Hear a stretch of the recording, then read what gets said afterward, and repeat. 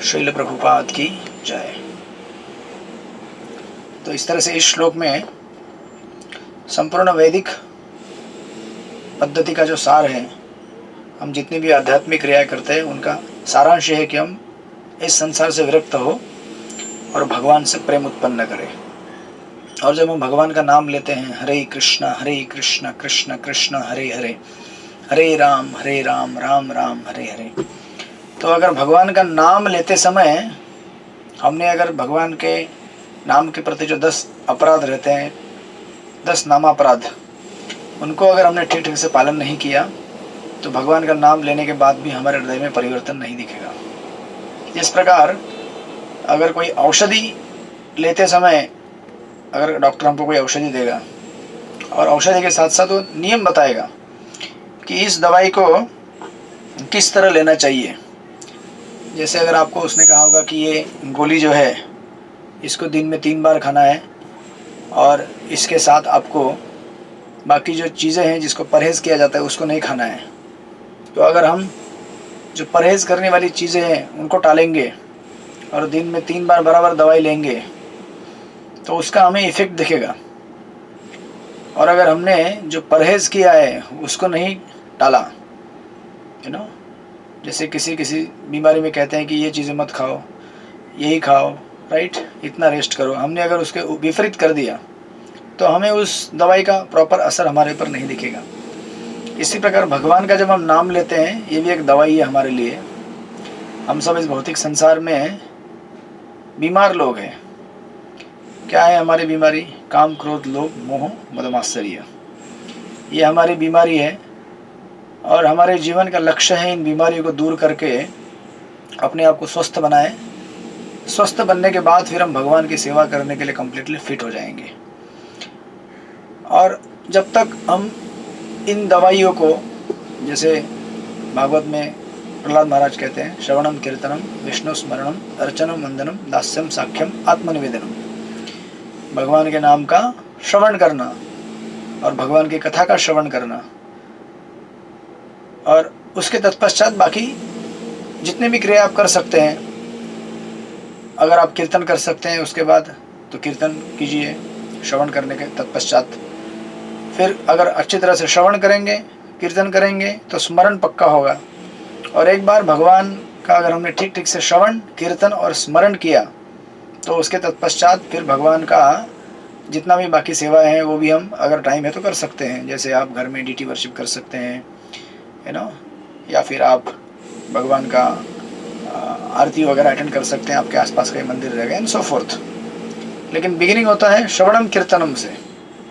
तो अगर हम ठीक ठीक से नियमों का पालन करके श्रवण कीर्तन करेंगे तो डेफिनेटली हमारे हार्ट के अंदर चेंज आना ही है।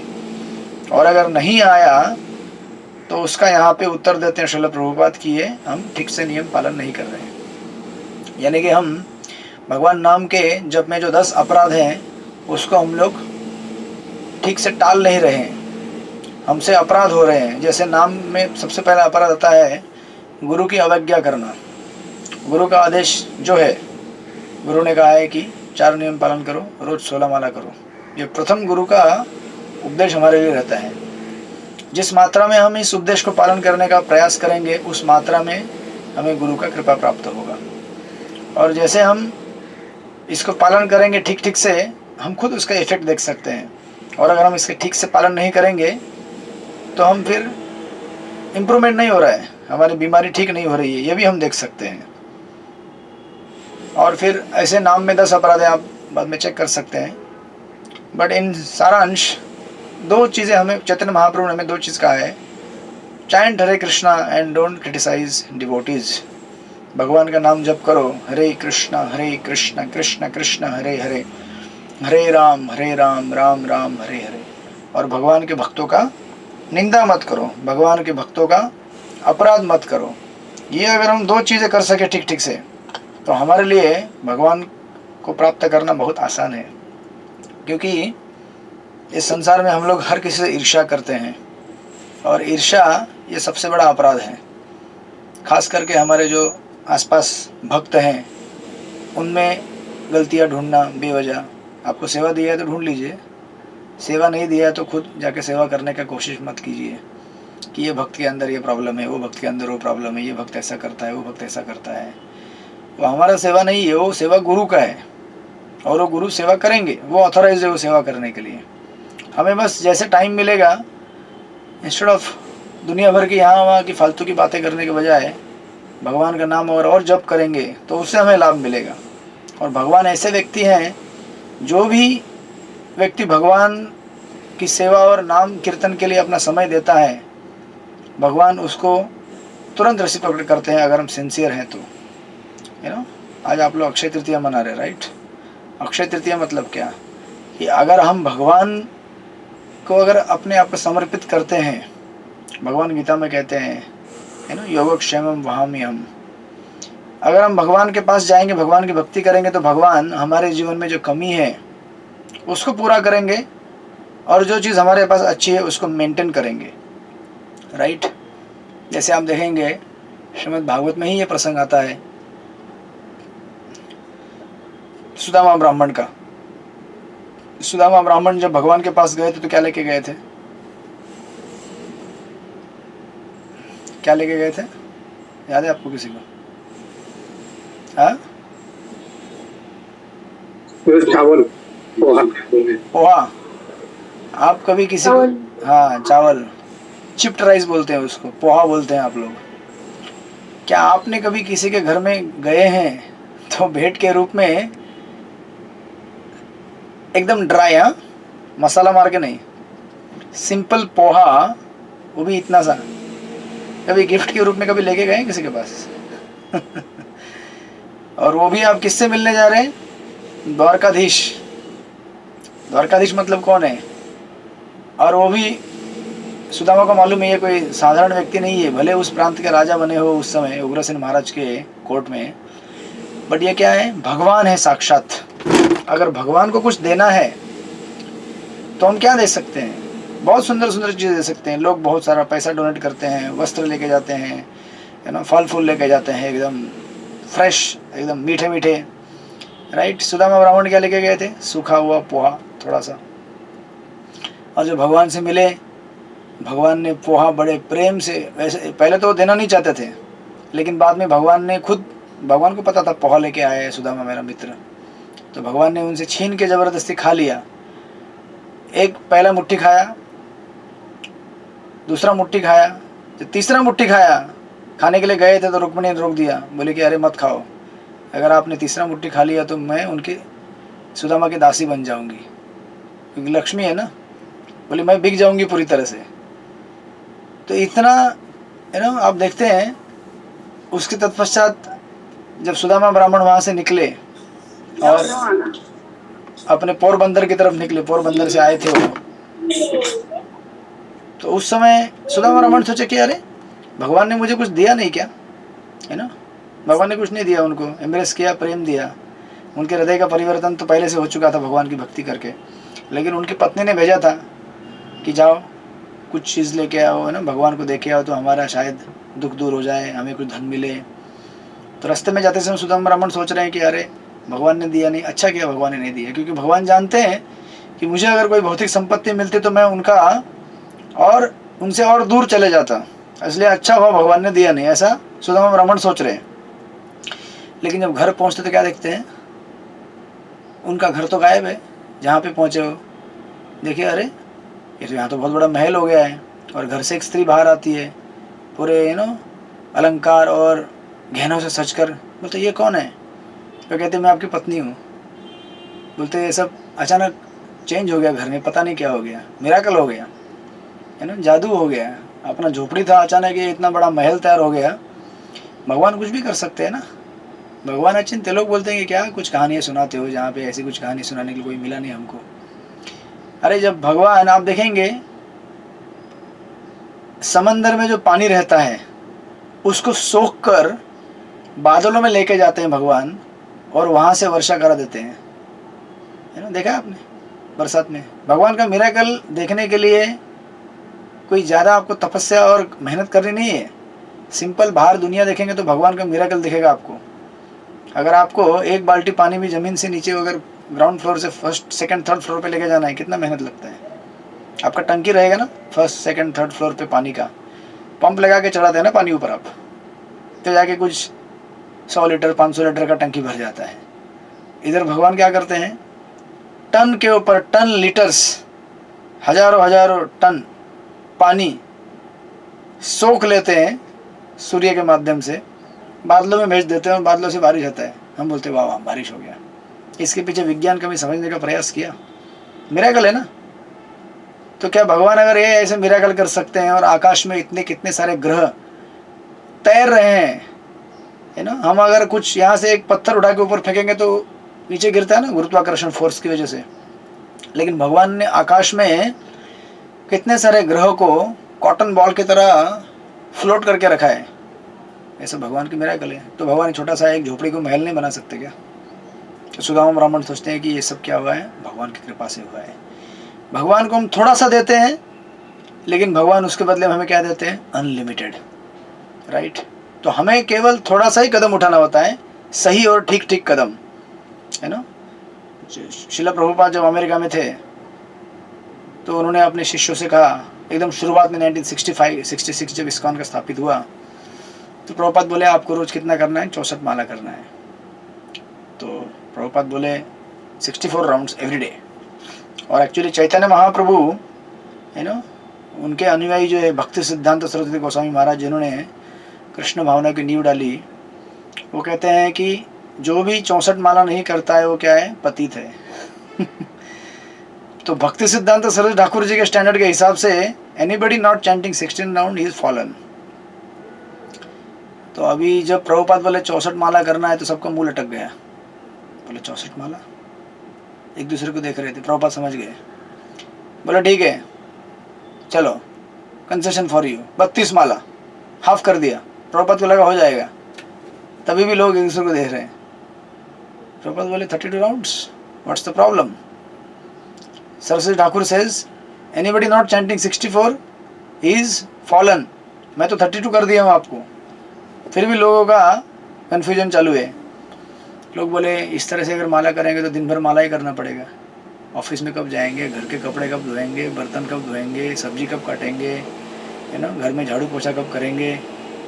तो प्रभुपाद बोले ठीक है 16, अब 16 से नीचे कोई भी नहीं उतरेगा, दिस इज फाइनल। मेरी तरफ मत देखना। एक दूसरे की तरफ भी मत देखना, 16 ये मिनिमम करना ही है।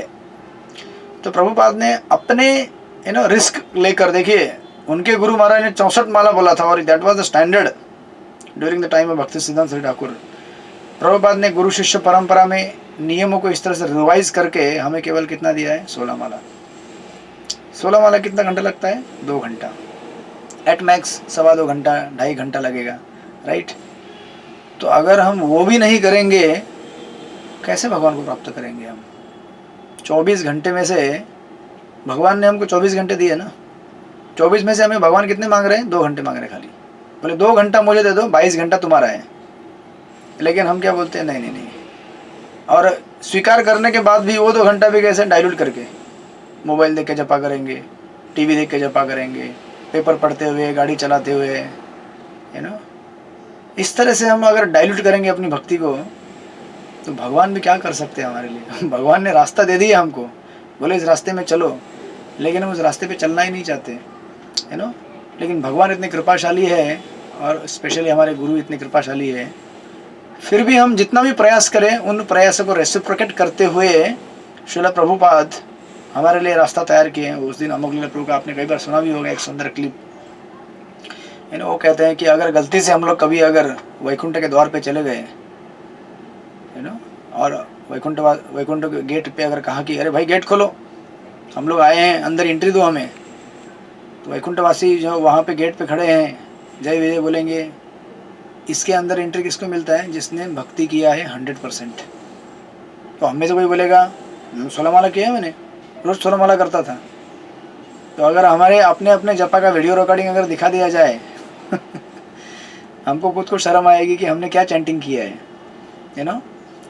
सोते हुए, आँख बंद कर कर, खराटे मारते हुए, या फिर टीवी देखते हुए, मोबाइल देखते हुए, ऐसे जपा को क्या मार्क्स मिलेगा हमको, है ना। तो वो विष्णु जी बोलते हैं कि चलो भाई तुमको 2 मार्क्स दे देते हम लोग, बोले 2 ही मार्क्स, हाँ 2 ही मार्क्स। कोई बोलेगा कि अरे हमने भागवत भी पढ़ा है, भागवतम क्लास में जाते थे हम लोग, तो भागवतम क्लास उसकी भी वीडियो दिखा देते हैं कैसे अटेंड किया था, है ना। क्लास में बैठे हैं, बैठते ही 5 मिनट के अंदर समाधि लगा लेते हैं, है ना। समाधि लगने का बहुत बढ़िया जगह है भागवत क्लास। और क्लास होने के बाद पता चलता है वाह मज़ा आया क्लास में। कैसे मज़ा आया, कौन सा पॉइंट सुना अच्छा लगा, नहीं फ्रेश लग रहा है। अच्छा सो के निकलोगे तो फ्रेश निकलेगा ना, फ्रेश लगेगा ना, है ना। तो इसके भी 2 मार्क्स मिलेंगे, 2 ही मार्क्स। अरे 2 ही, इतना रेगुलर अटेंड करता था। हाँ दवाई लेने का बोला था इस तरह से लेना, दवाई उस तरह से ले तो कैसे रिजल्ट मिलेगा उसका। उस प्रकार हम अगर कितने भी कारण दे तो प्रभु जी ने बहुत सारे उसमें चीज़ें दी। कोई बोलेगा मैंने मंगल आरती अटेंड किया, हफ्ते में 1 बार जाता था मैं, मंदिर मेरे पास में है लेकिन मैं हफ्ते में 1 ही बार जाता हूँ। या फिर कोई बोलेगा हम एकादशी करते थे। अरे जितना भोग एकादशी में नहीं करते हम लोग उतना तो कभी द्वादशी में भी नहीं किया होगा। एकादशी में पहले तैयारी चलता है 4 दिन पहले, कौन से पकौड़े बनाने हैं, कौन सा खिचड़ी बनाना है, कौन सा स्वीट बनाना है, कौन से डोसे बनाने हैं एकादशी के। ऐसे एकादशी से क्या हमारा उद्धार होने वाला है। इसका मतलब ये नहीं कि आप लोग कल से बंद कर दीजिए, कीजिए, लेकिन कितनी गुणवत्ता है उसके अंदर ये भी हमें जानना पड़ेगा। तो इसके भी 2 पॉइंट, ऐसे करते करते 10 पॉइंट अगर मिल के भी हो गए, बोलते हैं विष्णु तो जाओ वापस जाओ, 90% भक्ति तो किया ही नहीं है, 10% खाली भक्ति हुआ है तुम्हारा, वापस जन्म लो भक्ति करो। तो इतने में भगत चिल्लाता है श्रील प्रभुपाद की जय, श्रील प्रभुपाद बचाओ। जैसे विष्णुदूत श्रील प्रभुपाद का नाम सुनते हैं बोलते हैं चलो अंदर चलो, तुम्हारा गेट पास रेडी है। ये श्रील प्रभुपाद खुद बोले थे आपको आप मेरी केवल धोती पकड़ के रखो, मैं आपको वैकुंठ के पीछे के दरवाजे से लेके जाऊंगा आगे के गेट से जाने का हमारा क्वालिफिकेशन नहीं है। प्रभुपाद बोले मुझे पकड़ के रखो खाली, I will take you from behind. तो प्रभुपाद की धोती पकड़ के रखो मतलब प्रभुपाद ने हमें ज़्यादा नहीं कहा, सिर्फ 2 चीज़ें कही। 16 राउंड्स करो, हरे कृष्ण कृष्ण कृष्ण हरे हरे, हरे राम राम राम हरे हरे, केवल 16 माला और 4 नियम पालन करो। बस ये 2 चीज़ें करो, बाकी चीज़ मैं संभाल लूँगा। अब अगर हम इतना भी नहीं कर सकते तो फिर हमारा दुर्भाग्य है, फिर हमें कई जन्म लेने पड़ेंगे, है ना। इस तरह से हम भगवान को थोड़ा भी देते हैं तो भगवान उसको, जैसे अक्षय मतलब क्या होता है कि क्षय मतलब किसी चीज़ का क्षय हो जाता है। सुदामा ब्राह्मण ने इतना सा पोहा दिया, उससे क्या हो गया, उसको अनलिमिटेड वेल्थ, उससे भी बढ़िया अनलिमिटेड भक्ति मिली। वैसा ही उदाहरण हम देखेंगे श्री वृंदावन धाम में, जब एक बार फल बेचने वाली एक स्त्री भगवान कृष्ण के पास आई थी, जब बाल गोपाल के रूप में भगवान लीला कर रहे थे, तो कृष्ण अंदर घर में गए और उनकी मुट्ठी में कितना चावल बैठेगा। उस टाइम का बार्टर सिस्टम था, चीज़ों के बदले में चीज़ें को दो। तो मुट्ठी में अपना अनाज लेके आए, बोले ये लो अनाज। तो जब वो फल वाली देखी कृष्ण को, इतनी मोहित हो गई, बोली कृष्ण कितना सुंदर है बाल गोपाल। तो उसने बोली लाओ इधर मुझे दे दो चावल। वो भी मुट्ठी में लेके आया था, आधा गिरा के लेके आए थे रास्ते पे घर से जब वहाँ फल वाली तक आए तब तक आधा गिर चुका था उनकी मुट्ठी से। छोटे बाल गोपाल के हाथ में कितना आएगा, कैसे पकड़ेंगे वो। तो उसने बोले सारे फल लेके जाओ आप, ठीक है आपके लिए सारे फल। और उतना मुट्ठी जो था चावल के दाने वो उसने अपने पास रख लिए। बाद में जब उसने अपनी टोकरी को देखा, टोकरी बहुत भारी हो गया है, टोकरी खोल के देखा, टोकरी के अंदर बहुत सारे रत्न, हीरे और मोती थे। कृष्ण को हम इतना थोड़ा सा देते हैं, कृष्ण उसके बदले में बहुत सारा हमें देते हैं, अनलिमिटेड। और ये केवल धन संपत्ति का सवाल नहीं है, कृष्ण उसके परे हमें भगवान का उनका प्रेम देते हैं।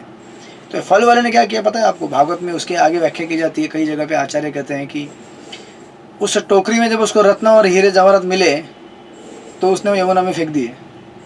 फिर वो टोकरी को उसने फलों से भरा फिर कृष्ण के पास आई और बोली ये फल ले लो कृष्ण, क्योंकि उसको कृष्ण से इतना आकर्षण और प्रेम हो चुका था कि अब उसके लिए वो हीरे मोती जवाहरात कोई कीमत नहीं थी। उसको तो कृष्ण को वापस क्या देना था, वही फल देने थे। जैसे आप देखेंगे महाप्रकाश लीला में जब चैतन्य महाप्रभु अपने अनेक अनेक भक्तों से मिलते, उसमें से श्रीधर कोलेविच एक भक्त थे, आपने चैतन्य चरितामृत में पढ़ा होगा। श्रीधर कोलेविच को जो महाप्रभु पूछते हैं कि क्या चाहिए आपको, क्या वरदान चाहिए, मैं वरदान देना चाहता हूँ आपको। श्रीधर कोलेविच बोले मुझे कोई वरदान नहीं चाहिए, मुझे वही निमय पंडित चाहिए जो बचपन में छोटा बालक निमाय मेरे पास आके, चैतन्य महाप्रभु जब छोटे बालक थे तो श्रीधर कोलवेज के पास आकर, श्रीधर कोलवेज केले का पत्ता फल फूल बेचते थे, उसमें से 50% जो अर्निंग होता था वो गंगा माई की पूजा में लगाते थे। अब विचार कीजिए, केले के पत्ते और केला बेचने वाले का कितना अर्निंग रहेगा। उसमें से भी 50% गंगा माई की सेवा में बचा 50%। और चैतन्य महाप्रभु जब इनसे डिबेट करते थे बचपन में, बोलते थे ये केले का पत्ता कितने को, अच्छा वो केला कितने को, उसके फूल कितने को। श्रीधर कॉलेज बोलते चलो ये 2 रुपये का, बोलते नहीं 2 रुपये बहुत ज़्यादा है, ज़्यादा बोलते हैं आप, मैं इसको 1 रुपये में लूँगा। तो श्रीधर कॉलेज वाले नहीं मैं गरीब हूँ। इस तरह से उनका बार्गेनिंग चलता है, जैसे हम लोग अभी दुकान में जाकर बार्गेनिंग करते हैं ना, तो ये दोनों बार्गेनिंग करते थे। चैतन्य महाप्रभु बोलते थे इतने रुपये में दो, वो बोलते थे नहीं इतने रुपये में लो। इस तरह से कम 2 घंटा इनका डेली बार्गेनिंग चलता था। फाइनली चैतन्य महाप्रभु बोलते थे फ्री में दे दो और फ्री में लेके जाते थे श्रीधर कोलवेज से। ये इनकी लीला बचपन में होती थी। और श्रीधर कोलवेज बोल रहे हैं कि मुझे वही निमाय वापस चाहिए, मैं उसी निमाय के साथ बात करना चाहता हूँ और फल बेचकर, क्योंकि उसको उसमें जो आनंद प्राप्त हुआ भगवान के साथ लीला करने में, वो आनंद और कहीं नहीं था।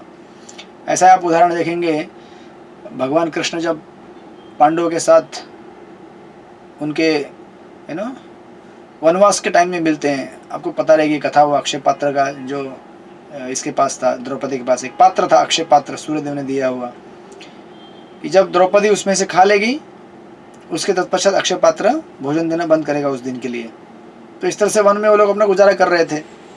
एक बार दुर्योधन दुर्वास मुनि और उनके 60,000 डिसाइपल्स इनको उनके पास भेज देते हैं उनका मजाक उड़ाने के लिए। और कभी वो जब अक्षय पात्र में से द्रौपदी ने वो अन्न खा लिया, मतलब लास्ट प्रसाद ले लिया था, और अभी उस दिन अक्षय पात्र में से कुछ निकलने वाला नहीं था, तो उस दिन जब ये लोग आ जाते हैं वहाँ पे, तो उस समय द्रौपदी बड़ी चिंता में रहती है कि अभी ये लोग आए हैं, इनको कैसे अभी लेके जाएंगे आगे, कैसे अभी इनको प्रसाद देंगे। 60,000 डिसाइपल आ गए दुर्वास मुनि के साथ। उस समय द्रौपदी भगवान कृष्ण को याद करती है, पांडव भगवान कृष्ण को याद करते हैं सारे। भगवान कृष्ण वहाँ प्रकट होते हैं और भगवान बोलते हैं कि अच्छा सुनो, कुछ घर में खाने के लिए। द्रौपदी कहती है वाह, यहाँ पे 60,000 लोग आए हैं, उनको खाने के लिए कुछ नहीं है, और ऊपर से एक्स्ट्रा गेस्ट आ गए, खाने के लिए चाहिए। बोले कुछ भी नहीं है। कृष्ण बोले नहीं कुछ तो रहेगा, जाके देखो ज़रा। एक्चुअली कुछ भी नहीं था, लेकिन भगवान कृष्ण की कृपा से और भगवान कृष्ण ने कुछ तो तैयार कर दिया। उस पात्र के अंदर छोटा सा एक अन्न का दाना था। द्रौपदी बोली हाँ, एक थोड़ा सा एक अन्न का दाना चिपका हुआ है उस बर्तन से। कृष्ण बोले ठीक है दे दो मुझे वही। तो कृष्ण ने खा लिया। जब कृष्ण ने उसको खा लिया, जब कृष्ण संतुष्ट होते हैं सब संतुष्ट हो जाएंगे, सारा विश्व संतुष्ट हो जाएगा। हमको ये तथ्य समझ में नहीं आता, लेकिन ये तथ्य है। और श्रील प्रभुपाद आप देखेंगे झांसी में अभी जब एंट्री करेंगे वो, और इसके पहले भी यही तथ्य दुनिया को समझाने का प्रयास कर रहे हैं कि कृष्ण के संतुष्ट होने से सब संतुष्ट हो जाएंगे। आज हमारे घर में कोई बोलता है कि ये पिता के साथ झगड़ा होता है, माता के साथ झगड़ा होता है, कोई बीवी के साथ झगड़ा होता है, इसके साथ झगड़ा होता है, या फिर संसार में एक दूसरे से लोग लड़ते हैं, मारामारी करते हैं। आप कृष्ण को संतुष्ट कीजिए, उनके संतुष्ट होने से बाकी सब संतुष्ट हो जाएंगे। ये रहस्य हमको समझ में नहीं आएगा, लेकिन ये रहस्य है, इसका उदाहरण भी दिया है ना। भागवत में आप देखेंगे यही जो प्रसंग महाभारत का है, जब भगवान उसको खा लेते हैं तो दुर्वास मुनि और उनके शिष्य जो नदी में स्नान करने गए थे, उनका पेट अपने आप भर जाता है, डकार मारने लगते हैं वाह करके, अरे भर गया पेट। कृष्ण उस समय भीमसेन को बोलते हैं जाओ उनको बुला के लेके आओ, भीमसेन जाते हैं उनको बुलाने के लिए गधा लेकर अपनी। दुर्वास मुनि देखते हैं अरे भीमसेन आ गया बुलाने के लिए, लेकिन हमारा तो पेट भर गया है, कैसे पेट भर गया पता नहीं चला हमको स्नान करते करते। तो डर जाते हैं, बोलते हैं अगर हम भीमसेन की बात नहीं माने और इसके साथ नहीं गए प्रसाद करने के लिए तो हमको तो ये खत्म कर देगा। सारे शिष्य और दुर्वास मुनि वहाँ से भाग जाते हैं, और भीमसेन बोलते हैं अरे क्या हो गया, चमत्कार हो गया। देखिए कृष्ण के संतुष्ट होने से सारा संसार संतुष्ट होगा, इंक्लूडिंग अस, हम लोग भी संतुष्ट होंगे। यथा तरोर मूल निषेचने न तृप्यंत यस्कंद भुजोपशाखा। भागवत में तो उपमा दी गई है, पेड़ के जड़ में अगर पानी डालेंगे तो वो पानी अपने आप पेड़ के टहनियों में, पेड़ के पत्तों में, पेड़ के फूलों में, फलों में, हर जगह डिस्ट्रीब्यूट हो जाएगा। और अगर आप सोचेंगे कि अलग से मैं पत्तों को पानी डालूंगा, टहनियों को पानी डालूंगा, फल को पानी डालूंगा पेड़ सूख जाएगा। आप पानी जड़ में डालिए, पानी वहाँ से अपने आप ट्रैवल करके भगवान की कृपा से, जैसे समंदर का पानी समंदर से निकल कर आकाश में जाता है ना, उसी प्रकार पेड़ के जड़ में डाला हुआ पानी भगवान की कृपा से अपने आप सारे टहनियों में, पत्तों में जाकर उनको नरिश करेगा। इस प्रकार पेट में हम भोजन डालते हैं, पेट में भोजन डालने के बाद वो भोजन पेट से ऊपर आकर कहाँ जाता है, आपके आँख, नाक, कान, हाथ, सब जगह जाता है ना, और नरिश करता है उसको। आप बोलेंगे अरे अलग से मैं हाथ को खिलाता हूँ, तो हाथ खा सकता है क्या? अलग से खा सकता है कि नहीं खा सकता ना। एक जगह पे गौर कृष्ण महाराज उदाहरण देते हैं कि डॉक्टर ने अगर हमको समझो कहा है कि आपके आंखों की रोशनी तेज करनी है तो बादाम दूध में मिलाकर खाओ, बराबर। तो कोई व्यक्ति सोचेगा अच्छा आँख की रोशनी तेज करनी है, बादाम है ना को दूध में मिलाकर खाऊंगा तो तेज हो जाएगी रोशनी, तो क्या करता हूँ मैं, दूध जिसमें बादाम डाला हुआ है उसको आँख में डाल देता हूँ। तो मूर्खता हो गया ना ये। दूध आँख में डालने से आँख ठीक नहीं होने वाली है, उसकी प्रक्रिया होती है आँख तक उस दूध को लाने के लिए। उसको आप मुंह में डालिए, पेट में जाएगा, पेट में जाने के बाद रक्त में परिवर्तित होगा और फिर वो आपके आँख तक आएगा और नरिश करेगा उसको। इसका विज्ञान है। उसी प्रकार ये विज्ञान है भगवान को प्रसन्न करने का। अगर हम भगवान को प्रसन्न करेंगे तो हम उनके अंश हैं, पार्ट एंड पार्सल है। जब भगवान प्रसन्न हो जाएंगे, जड़ या पेट, तो अपने आप उसकी टहनियाँ, शाखाएं, हमारा हाथ, कान, नाक सब स्वस्थ होने लगेंगे। या आपने उदाहरण सुना होगा जब सारी इंद्रियां स्ट्राइक पे चली गई थी, एक बार बोले कि अरे हाथ, कान, नाक हम सब मेहनत करते हैं और पेट साला पेटू खाता रहता है, तो इसको क्या करते हैं, कल से खाना देना बंद कर देते हैं, इसको उपवास कर देते हैं। बोले आज से खिलाने का नहीं इसको कोई, सब स्ट्राइक पे चले गए। तो क्या हो गया? आपको पता है थोड़ी देर में हाथ काम करना बंद कर दिए, क्योंकि शक्ति नहीं मिल रहा था ना, पेट में अनाज नहीं डालेगा तो वहाँ से नहीं आएगा। आँख भी बोले कि रोशनी कम हो रही है, मेरे दिख नहीं रहा है, थक रही हूँ मैं। तो उनको समझ में आया कि पेट में भोजन देना ही पड़ेगा। तो उन्होंने जब पेट में भोजन डाला तब सारे स्वस्थ हो गए। इस प्रकार आज हम लोग क्या है, स्ट्राइक पे निकले हुए हैं, राइट, आंदोलन कर रहे हैं, हमारी मांगे पूरी करो। क्या एक एक राष्ट्र कह रहा है हम इंजॉय करेंगे अपने तरीके से, एक देश कह रहा है हमारा एजेंडा तुम्हारे एजेंडे से मिलता नहीं है, हम जानते कैसे एंजॉय करना है, तुम नहीं जानते हो कैसे एंजॉय करना है, अगर आप हमारे तरीके से एंजॉय नहीं करोगे तो हम आपको अटैक करेंगे। इस प्रकार एक एक घर, फैमिली, देश, राष्ट्र अलग अलग अपने अपने हिसाब से संसार को भोगने का प्रयास कर रहे हैं, लेकिन कोई भी सुखी नहीं हो रहा है। क्यों? क्योंकि हम लोग जो जड़ है उसको पानी देने का चेष्टा नहीं कर रहे, राइट।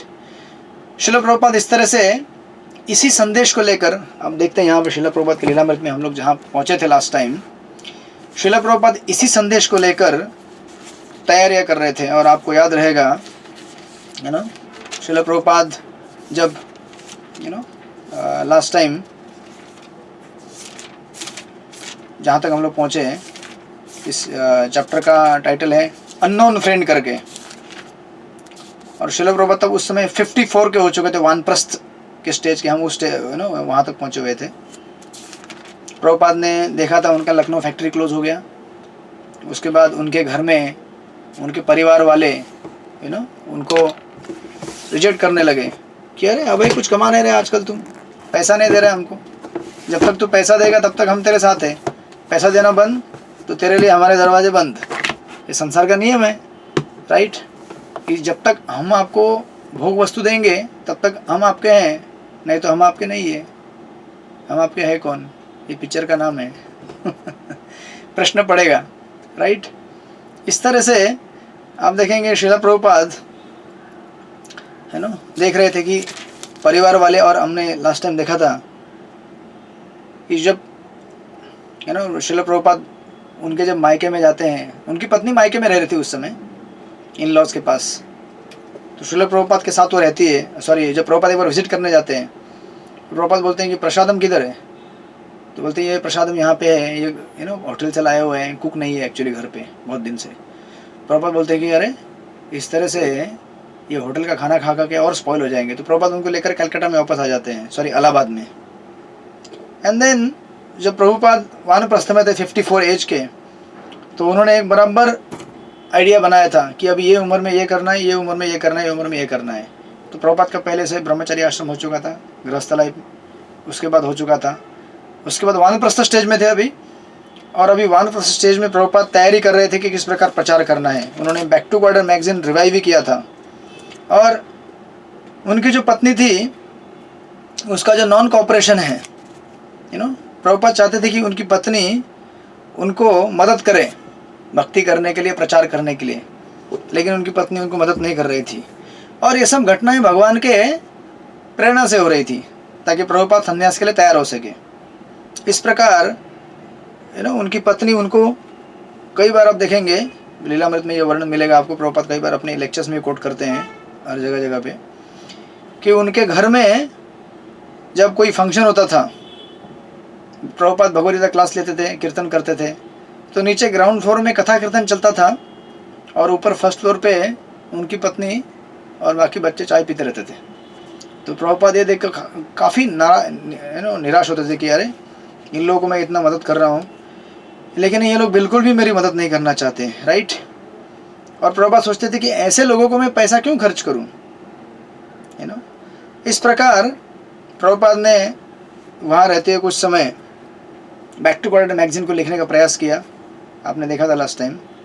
और कभी कभी कलकत्ता के लिए ट्रैवल करते थे कैजुअली, कलकत्ता आके अपने परिवार को मिल के जाते थे। इस तरह से ये उनका जर्नी चल रहा था, Allahabad to Calcutta, to and fro. Allahabad से कलकत्ता जाते थे और कलकत्ता से इलाहाबाद आते थे। एंड देन आप देखेंगे कि प्रभुपाद का ये जो जर्नी था, जर्नी में प्रभुपाद एक्चुअली लिखते हैं, जब वो एक 12 घंटे का जर्नी है इलाहाबाद टू कलकत्ता, प्रभुपाद लिखते थे half way through the 12 hour journey. जो कलकत्ता से आते थे तो उनको देखते थे कि भारत किस तरह से वेस्टर्नाइज हो रहा है, भारत के लोग किस तरह से पश्चिम संस्कृति के शिकार बन रहे हैं। सुबह सुबह चाय वाला का आवाज़, चाय चाय चाय, ट्रेन में आवाज़ आता था। प्रभुपाद ट्रेन से ट्रैवल करते थे उस समय, और उस चाय से लोग उठते थे और उठते ही चाय पीना चालू करते थे। मुंह धोया नहीं, हाथ नहीं धोया, चाय पीना चालू। अंग्रेज़ों का जो कल्चर है तमोगुणी। और प्रभुपाद देख रहे थे किस तरह से लोग पूरी तरह से वेस्टर्नाइज हो रहे हैं। लोग सिगरेट पी रहे हैं, लड़कियां घरों के बाहर अकेली घूम रही हैं, और लोग सिनेमा और तथाकथित जो मॉडर्न लाइफस्टाइल है उसके कैसे शिकार बन रहे हैं। इस तरह से Prabhupada actually back to Godhead का वो टाइटल बनाते हैं और लिखते हैं, कहते हैं कि the blind was leading the blind. मतलब एक अंधा व्यक्ति दूसरे अंधे व्यक्ति को रास्ता दिखा रहे हैं। कभी एक अंधा व्यक्ति दूसरे अंधे व्यक्ति को रास्ता दिखा सकता है क्या? नहीं दिखा सकता, राइट। हमारी आँख खुली रहेगी, हम आगे चलेंगे तब दिखा सकते हैं ना आगे, पीछे अगर हमारा अंधा रहेगा तो। इस संसार के जितने भी लोग हैं वो सारे क्या हैं? अंधे हैं। उनको पता नहीं ये कहाँ जाना है, क्या करना है। और ये लोग क्या करते हैं, अपने तथाकथित वोट से एक ऐसे व्यक्ति को इलेक्ट करते हैं जो खुद भी अंधा है, और ऐसे अंधे व्यक्ति को हाथ पकड़कर चलते, सोचते कि अरे मेरा नेता है ये। अरे आपका नेता है, वो कहाँ चल रहा है पता है आपको? वो सामने बहुत बड़ा गड्ढा है, वो वहाँ पे लेकर जा रहा है आपको। सबसे पहले वो गिरेगा, उसके पीछे पीछे जितने भी लोग लाइन में खड़े हैं, क्योंकि सब पट्टी लगा के गए ना आँख पे, सब उसमें गिरने वाले हैं। इस तरह से हमें देखना चाहिए कि हम किसको लीड कर रहे हैं, राइट। प्रभुपाद ये चीज़ लिखते हैं। और अब प्रभुपाद एक्चुअली इस तरह से प्लानिंग बनाते हैं कि कैसे मुझे प्रचार करना है, राइट। और प्रभुपाद का केवल ये प्लानिंग भारत के लिए नहीं, अपितु पूर्ण विश्व के लिए उनका प्लानिंग चल रहा है। और वो जानते हैं कि भक्ति सिद्धांत सरस्वती ठाकुर जी ने ये चैतन्य महाप्रभु ने तो पहले प्रेडिक्ट किया था, पृथ्वी च आचरति नगरादिग्राम सर्वत्र होए, प्रचार मोर नाम, संपूर्ण विश्व में मेरा प्रचार होगा नाम का, महाप्रभु बोल के गए थे।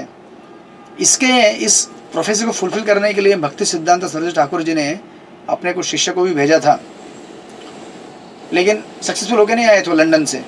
तो प्रभुपाद को कॉन्टेम्पलेट कर रहे थे कि किस तरह से मैं अपने इस मूवमेंट को विश्व भर में फैलाऊंगा।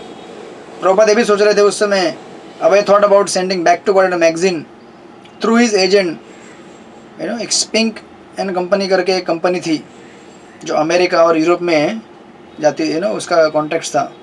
तो प्रभुपाद सोच रहे थे कि मैं वहाँ बैक टू गॉर्डन मैगजीन भेजूँगा। इस तरह से प्रभुपाद कृष्णा कॉन्शियसनेस न केवल इंडिया के लिए अपितु पूरे विश्व के लिए फैलाने का सोच रहे थे।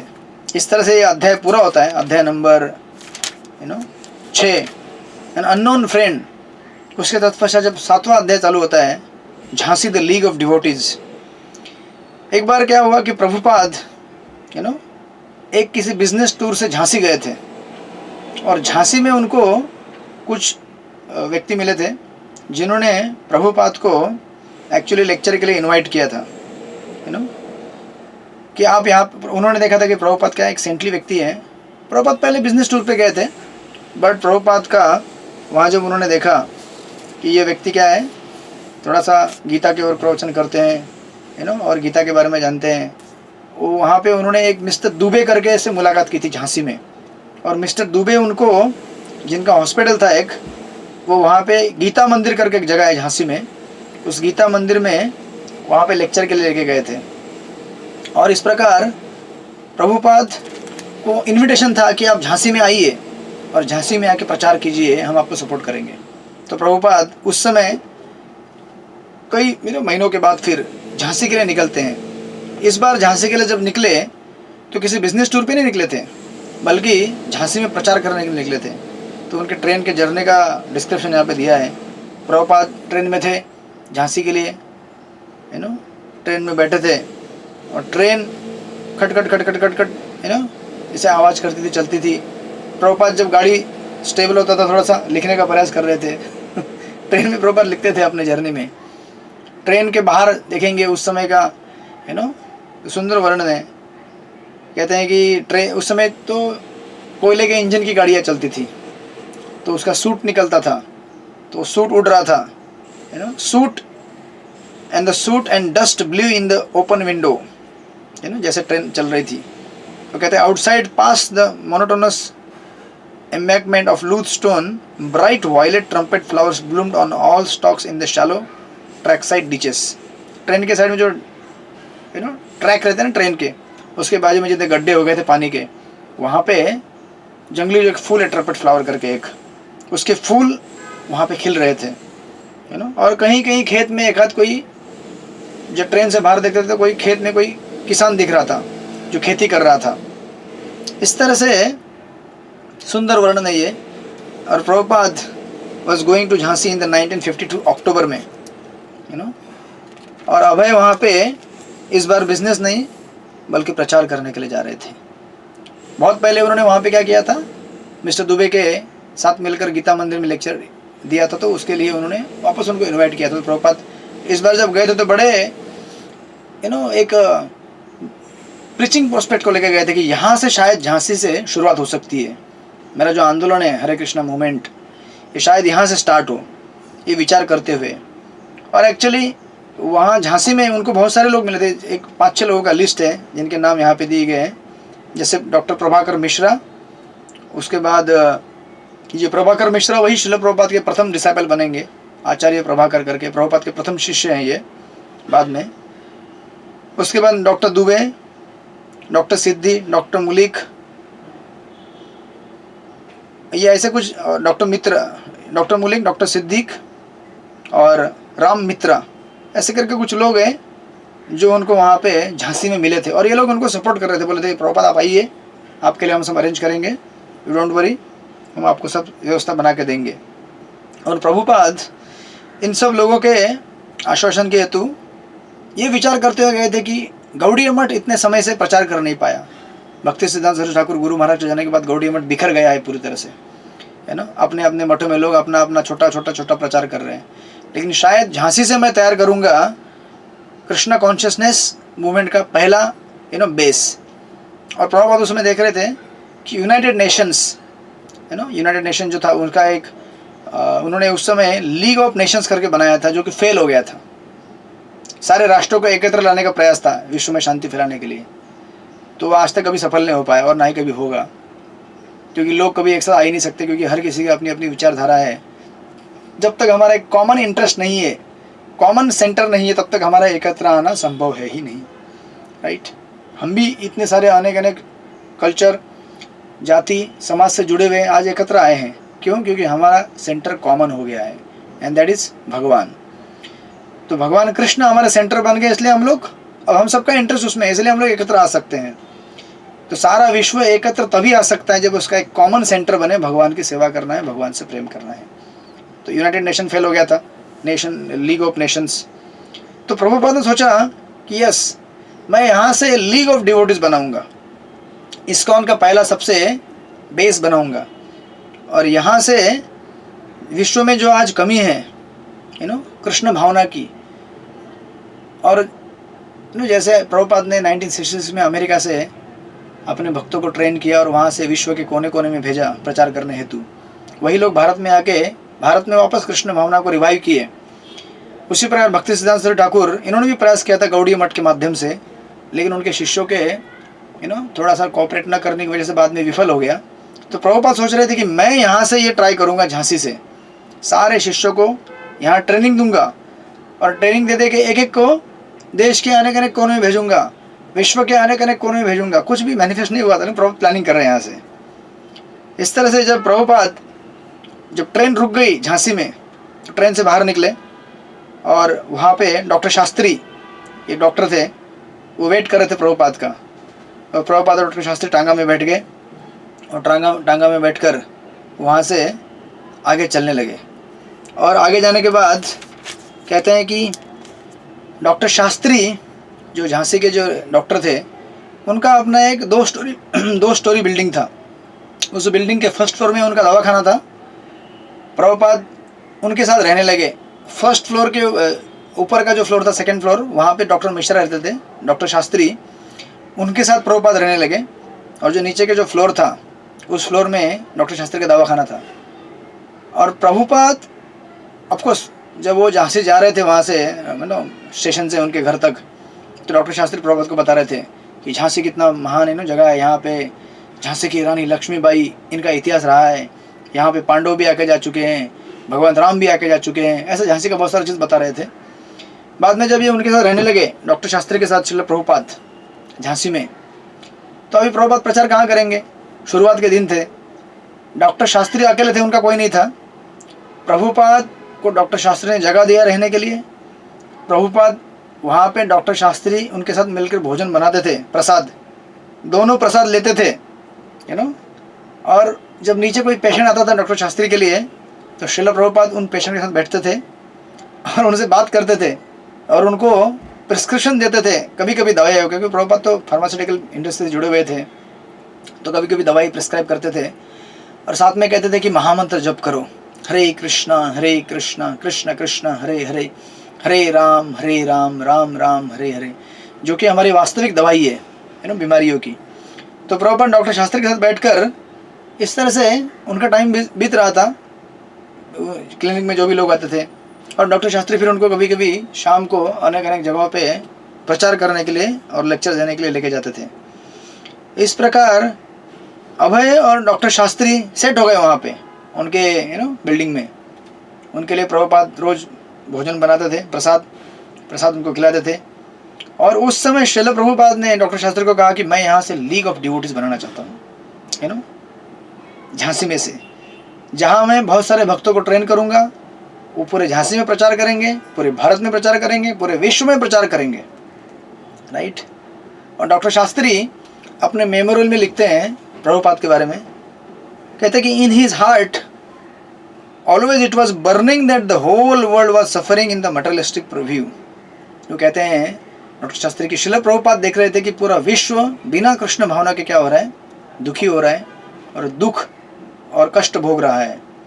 और वो कहते थे कि ये व्यक्ति इतना निश्चय था, कहते कि कभी कभी मैं विश्राम करने जाता था डॉक्टर शास्त्री, वो कहते हैं कि प्रभुपाद आके मेरे को कहते थे कि इस तरह से प्रचार करना है, ये प्लानिंग करना है।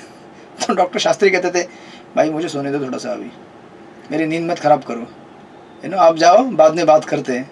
अब प्रभुपाद बातें करते रहते थे, ऐसे प्रचार करना है, वो करना है।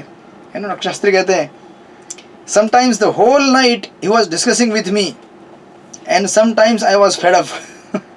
कभी कभी मैं इतना थक जाता था, डॉक्टर शास्त्री कहते हैं कि मैं कंटाल जाता था कि प्रभुपाद कितना बोल रहे हैं कि ये प्रचार करना है, वो प्रचार करना है, यहाँ ये करना है, वहाँ मंदिर बनाना है। वो कहता था कि I was requesting Swami ji please don't disturb me. Please let me sleep, मुझे सोने दीजिए, मुझे डिस्टर्ब मत कीजिए मुझे। फिर प्रभुपाद जाते थे अपने जगह पे सोने के लिए। वो कहते हैं कि he was old man missionary worker, एकदम व्यक्ति क्या थे, बूढ़े थे, लेकिन मिशनरी स्पिरिट इतना हाई था उनके अंदर, प्रभुपाद के अंदर, कि एक जवान व्यक्ति में भी ना हो। कहते थे कि मैं जवान था लेकिन मैं बूढ़ा हो गया था, मैं सोना चाहता था, क्योंकि मैं देहात्म बुद्धि में था। जो शरीर के स्तर पर रहता है वो सोना चाहता है, राइट। आप देखेंगे गोपाल कृष्ण महाराज का अभी जो जितना सेरेमनी और मेमोरियल आपने देखा है, किस अवस्था में कैसे प्रचार करते थे वो। बिकॉज स्पिरिट जो है, आत्मा, वो एवर यंग रहता है, कभी बूढ़ा नहीं होता है। अगर हम आत्मा के स्तर पे जीवन जीते हैं तो कभी थकान आएगी नहीं हमको। अगर हम शरीर के स्तर पे जिएंगे तो हमारे लिए 12 घंटा भी कम है सोने के लिए 12 घंटा सोएंगे तो भी जामाई मारते रहेंगे। क्यों? क्योंकि हम शरीर को अपना तादाद में बना लिए हैं, शरीर के साथ आइडेंटिफाई कर लिए हैं, तो हमको आलस आते ही रहेगा।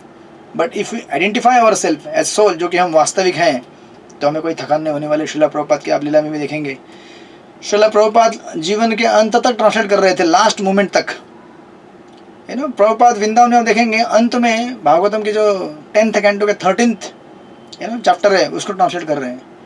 और वो ट्रांसलेशन परपोर्ट इतने क्लियर हैं कि एक सचेत व्यक्ति भी इतने सुंदर परपोर्ट नहीं दे सकता जितने प्रभुपाद ने दिए उस समय। क्रिस्टल क्लियर, यानी कि आत्मा अपने स्तर में हमेशा जीवित रहता है और सजग रहता है। शरीर मर जाता है, बट आत्मा कभी मरेगा नहीं, राइट। इस तरह से डॉक्टर शास्त्री कहते हैं कि I was a young man and he was just like my friend, my elder brother. He was like my guide and teacher, because the preacher is a friend, philosopher and guide. He was always trying to create a good atmosphere through Srimad Bhagavad Gita and Bhagavad. Prabhupada बैठ के उनको क्या करते थे? गीता का प्रचार करते थे, हरिनाम संकीर्तन करते थे, हरे कृष्णा कृष्ण कृष्ण हरे हरे, हरे राम राम राम हरे हरे। इस तरह से वहाँ पे उनका जो घर का एटमॉस्फेयर था उसको इतना लाइवली बना के रखा था उन्होंने। और प्रभुपाद हमेशा कहते थे कि his mission was not a mission of preaching only but of practical action. कई बार क्या होता है, हम लेक्चर देते हैं, खत्म हो जाता है कहानी। ऐसा नहीं होना चाहिए। हमें लेक्चर देते हैं, उसके बाद उस लेक्चर के ऊपर अमल करना चाहिए, प्रैक्टिकल एक्शन होना चाहिए।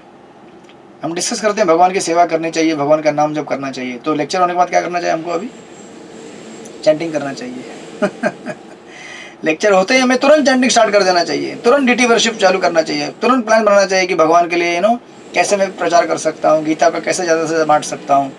एक्शन, कृष्णा कॉन्शियस या फिर भगवान का जो ये आंदोलन है, हरे कृष्णा मूवमेंट, ये कोई थेरोटिकल आंदोलन नहीं है, प्रैक्टिकल है। हम प्रैक्टिस से जीते हैं, थियरी से नहीं जीते हैं, राइट। इस तरह से he was also trying to catch me for this mission and I will try to slip away।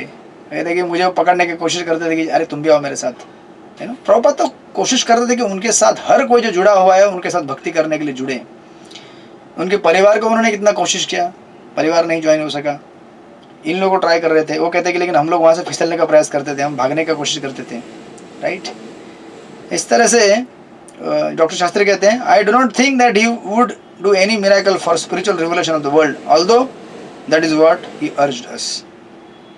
इस तरह से श्रील प्रभुपाद ने उनका जो क्लिनिक था डॉक्टर शास्त्री का, उसको प्रीचिंग सेंटर में कन्वर्ट कर दिया क्लिनिक से प्रचार होता था, क्लिनिक में बैठे बैठे, जो पेशेंट आते थे उनको कभी कभी दवाई बताते थे। प्रभुपाद खुद फार्मेसी वाले थे, और बहुत बार उनको भक्ति के बारे में बताते, प्रचार के बारे में बताते, कि किस तरह से हमें जीवन जीना चाहिए, 4 नियम कैसे पालन करने चाहिए, क्या प्रीचिंग रहेगा। सोचिए जिसको प्रभुपाद ने डायरेक्ट प्रचार किया, क्या इफेक्ट हुआ होगा उसके ऊपर, लाइक दैट इज। तो इस तरह से बहुत सुंदर उसका कथाक्रम है,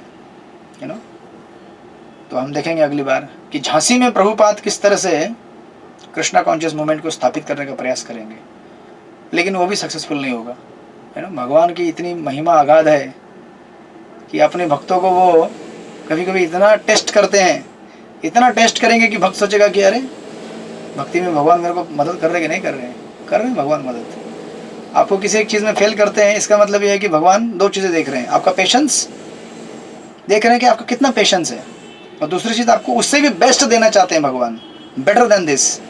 तो हमें विश्वास नहीं खोना चाहिए अगर सफलता नहीं मिली तो। हमारे पेशेंस को भगवान देख रहे हैं कि कितना धैर्य धारण करेगा ये बालक, राइट। तो दूसरी चीज़ हो सकता है हमको भगवान उससे बेटर देना चाहते हैं, तो पूरा धैर्य के साथ भक्तों के संग में रहते हुए, नाम जप करते हुए, हरे कृष्णा कृष्ण कृष्ण हरे हरे, हरे राम राम राम हरे हरे, हमें लगे रहना चाहिए। और एक कदम भी भगवान के साथ हम बढ़ाएंगे, जो आप बोलते हैं ना अक्षय तृतीय, जो अक्षय नहीं है, भगवान की तरफ एक कदम बढ़ाते हैं तो भगवान भी हमारी तरफ एक कदम बढ़ाते हैं। लेकिन एक हमारे प्रचारक कहते हैं कि भगवान का कदम हमारे कदम जैसा नहीं होता है, उनके एक कदम में वो हजारों कदम क्रॉस कर लेते हैं हमारे जैसे। वामन देव ने 3 कदम मांगा था बलि महाराज से, एक कदम में तो पूरा स्वर्गलोक तक कैप्चर कर दिया पूरा ब्रह्मांड के, दूसरे कदम से वो पूरा विश्व को भेज दिए ऊपर तक, जो कारण ओशन का जो है ना, समुद्र का जो ब्रह्मांड का लेयर है। तो भगवान के कदम छोटे होते हैं लेकिन बहुत बड़े हैं हमारी तुलना में, राइट। तो इस तरह से हम भगवान की तरफ एक कदम बढ़ाएंगे, भगवान अनेक कदम तुरंत हमारी तरफ बढ़ा देते हैं। और छोटे से हम चीज़ भगवान को देंगे, हमको क्या करना है, 16 माला करना है रोज, 4 नियम पालन करने हैं, एक छोटा सा भेंट भगवान को देना है। उसके बदले में भगवान हमको अक्षय जीवन देंगे, सनातन काल के लिए भगवत धाम में लेके जाएंगे, उनके दिव्य धाम में हमें रहने का जगह देंगे जहाँ पे जन्म मृत्यु जरा व्याधि नहीं है।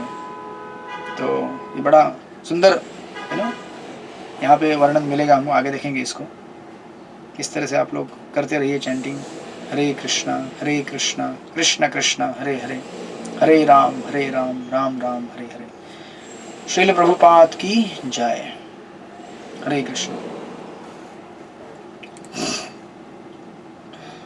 तो आपके किसी को कुछ प्रश्न है तो बोलिए, तो फिर हम लोग फिर मिलते हैं अगले हफ्ते। किसी को कोई प्रश्न है तो प्रभु से पूछ सकते हैं। प्रभु बहुत अच्छे से बताया प्रभु जी, और एक पॉइंट आपने जो निकाला है बहुत अच्छा लग रहा था प्रभु जी, सुनने के लिए बहुत अच्छा लग रहा। किसी कोई प्रश्न है तो पूछ सकते हैं, नहीं तो हम प्रभु जी का आभार व्यक्त करते हुए 3 बार हरि बोल बोलेंगे। हरि बोल हरि बोल हरि बोल। हरे कृष्ण। अनंत कोटि वैष्णव वृंद की जय। Thank you very much Prabhu. Hare Krishna. Hare